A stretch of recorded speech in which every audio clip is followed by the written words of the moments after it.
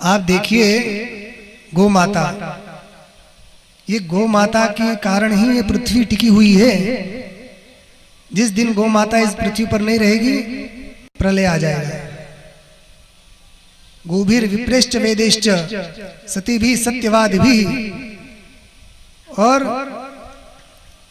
अलुब्धेर दानशीलेश्च सप्तभिर धार्यते मही। इन सातों के द्वारा ये पृथ्वी धारण की गई है। उसमें गो का नाम है, गो माता। इनकी सेवा होनी चाहिए। जो गो माता की सेवा करता है उसको संसार में जितने भी पुण्य हैं, जो सत्कर्म है, वो सारे सत्कर्म करने का फल उनको मिल जाता है। गौ माता की अपार महिमा है। आप देखिए गोविंद नाम कैसे पड़ा भगवान का। जो गौ माता है आदि गौ सुरभि, वे आई जब भगवान ने गोवर्धन धारण किया। फिर उसके बाद भगवान विराजमान थे तो इंद्र भी आए, गौ माता भी आई और उन्होंने कहा कि जिस प्रकार ये देवताओं के इंद्र हैं पुरंदर, उसी प्रकार आप हमारे, हम गौओं के इंद्र हैं। इंद्र मतलब राजा, इसलिए आज से आपका नाम गोविंद होगा। तो गौ माता ने भगवान का नाम गोविंद किया। बोलो गोविंद भगवान की। तो ये गोविंद नाम कैसे पड़ा? गौ माता की रक्षा के लिए। इसलिए प्रत्येक सनातनी का ये कर्तव्य है कि हम सबको गौ माता की रक्षा करनी चाहिए। जहां जहां गौ का बात आ जाए तुरंत खड़ा हो जाना चाहिए। गौ सेवा के लिए असत्य भी बोलना पड़े तो भी उसको पाप की श्रेणी में नहीं गिना गया है, ऐसा शास्त्र का वचन है। आप देखिए हमारे गुरुदेव जगतगुरु जी महाराज, ब्रह्मलीन जगतगुरु शंकराचार्य जी महाराज ने गौ हत्या बंदी के लिए अनेक आंदोलन किए, अनेक वर्षों तक संघर्ष किया। यहाँ तक कि कलकत्ता में लाठियां भी खाई पुलिस की। और करपात्री जी महाराज के साथ मिलकर भी महाराज जी ने बड़े काम किए। 66 में गौ रक्षा के लिए बड़ा आंदोलन हुआ था करपात्री जी के नेतृत्व में। उसमें हमारे गुरु जी भी प्रमुख भूमिका में थे। कृष्ण बोधाश्रम जी महाराज और कई महात्मा लोग, पूरे भारत के लोग इकट्ठे हो गए। वो पूरा संसद को घेर लिया, बड़ा आंदोलन किया। उस समय की सरकार ने उन गौ भक्तों पर गोली चलाई और उस आंदोलन को कुचलना चाहा। भारत का दुर्भाग्य था कि गौ माता को राष्ट्रमाता घोषित नहीं किया गया उस समय। मगर उसी आंदोलन को फिर से जागृत करने के लिए हमारे ज्योतिष पीठ के शंकराचार्य जी महाराज, अभिमुक्तेश्वरानंद सरस्वती जी महाराज, उन्होंने उसी जो आंदोलन सुप्त था उसको फिर से जागृत किया। और उन्होंने गौ रक्षा के लिए फिर से अभी कुछ ही दिन पहले ही उन्होंने गोवर्धन से दिल्ली तक की पैदल यात्रा, नंगे पैर उन्होंने पैदल यात्रा की।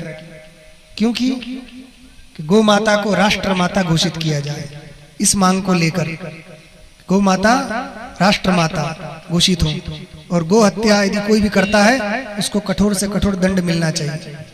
इस मांग को लेकर कि संसद में कानून बने, गौ माता को उसका सम्मान मिले, इसके लिए उन्होंने बड़ा संघर्ष किया और वो अभी भी कर रहे हैं। तो हम सब भी चाहते हैं कि गौ माता राष्ट्र माता घोषित हो। गौ से ही ये भारत भूमि अपनी वास्तविक गौरव को प्राप्त कर सकती है।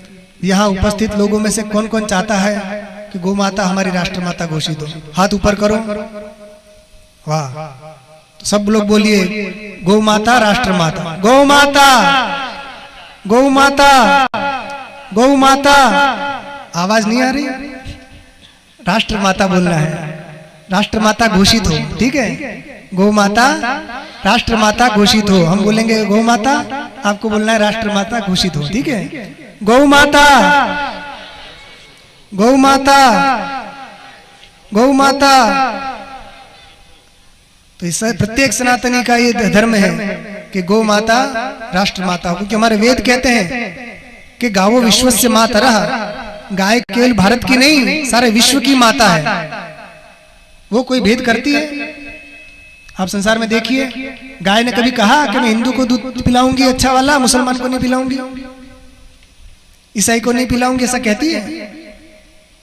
जो भी आता है उसको अपना अमृतमय दूध पिलाती है, किसी से भेदभाव नहीं करती।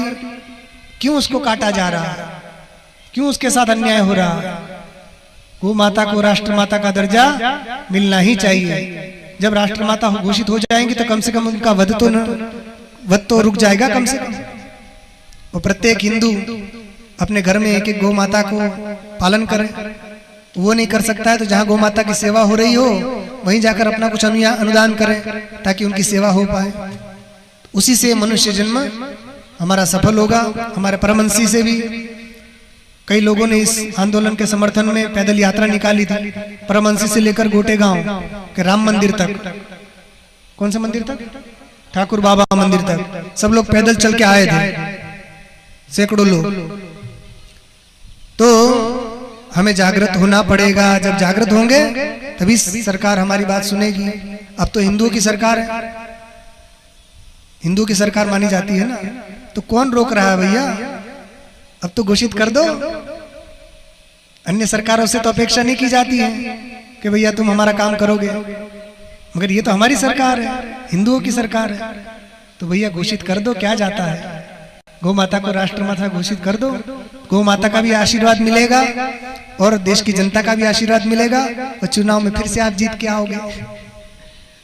तो इसलिए हम चाहते हैं कि हम किसी के विरोधी नहीं हैं, किसी पार्टी के नहीं, किसी व्यक्ति के भी नहीं, मगर हमारे सनातन धर्म पर किसी प्रकार का हस्तक्षेप नहीं होना चाहिए। इस धर्म की रक्षा होनी चाहिए। ये भारत देश, ये सनातन धर्मियों का देश है। हम किसी के साथ अन्याय नहीं करते, सब रहिए इसमें, मगर हमारे धर्म के प्रति आप यदि असहिष्णुता दिखाएंगे, इसके प्रति आप अनादर दिखाएंगे, ये सहन नहीं होगा।